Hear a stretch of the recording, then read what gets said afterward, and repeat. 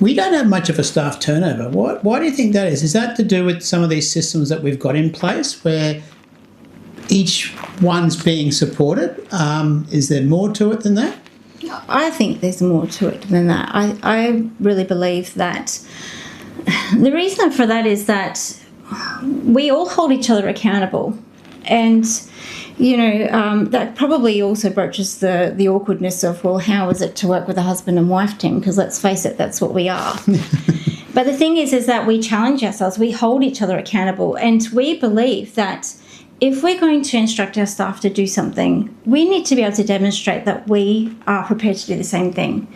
So I will sit with the reception, I will learn what they are doing. I have done that. I have learned what they have to do. I know the struggles that they have. So I can also understand that if the doctor is expecting reception to do something, I can then turn around and say, well, just a minute. You don't actually understand that they're actually doing this.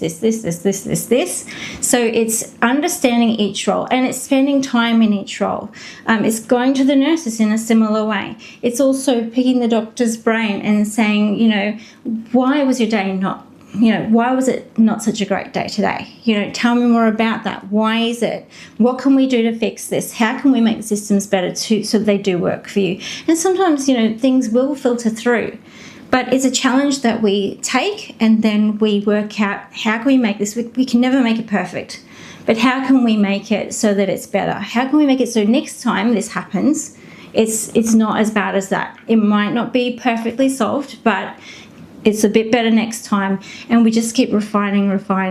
And so the reason we don't have the staff turnover is because the staff do feel that they're being heard. It's the same with the patients. They come. We have a private billing practice, but they keep coming because they feel heard. It's this continuity of care. We take the time to listen, not just to patients, but to the staff as well, and understanding what is the frustration.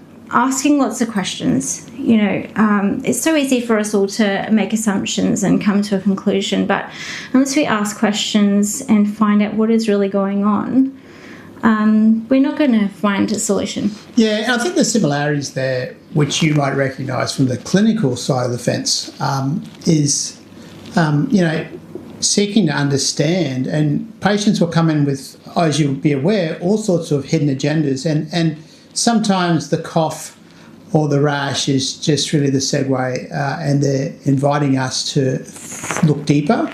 And in some sense, you can only really do that when you've got that trust on board. And I think certainly there's a strong trust within the team, not so much a trust as if I trust this person's going to do their job or not make a mistake, but more I trust that this person has the business and has a team at heart. And so, will hold me accountable. So when I've had a rough day and someone asks why, and I just want to go, oh, it doesn't matter, that's just the way it is, having the, accountability to go, no, that's not a good enough answer, in the sense that how can we make it better for the nursing staff if you're running behind? How can we make it better for the patients if you're running behind? And obviously, how can we make it better for you so you're not running behind? And I think having that trust in the team is the foundational principle that then allows us to have some more, pointed conversations where we trust that people are asking the questions that sometimes are painful in some scenarios, but knowing it's coming from the right place. It's not about critiquing me as an individual or that staff member for dropping the ball. It's about critiquing the situation so we can all do better next time.